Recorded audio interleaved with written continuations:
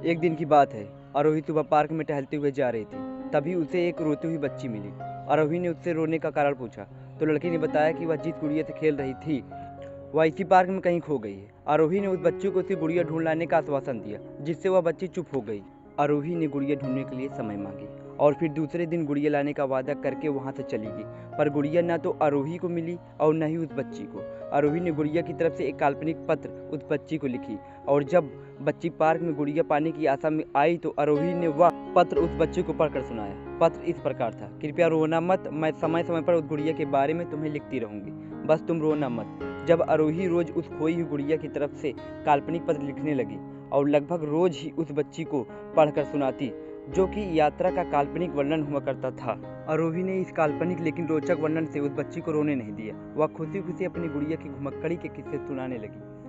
अब वह खुश रहने लगी। एक दिन जब काफ़ी कहानियाँ हो गई तो आरोही ने एक दूसरी गुड़िया उस बच्ची को ला कर दी। जाहिर है वह गुड़िया बदली हुई थी। उस बच्ची को अपनी खोई हुई पुरानी गुड़िया जैसी नहीं लगी तो वह आरोही की ओर देखने लगी। आरोही अनजान बनते हुए गुड़िया में चिपकी एक चिट को निकाल कर पढ़ने लगी।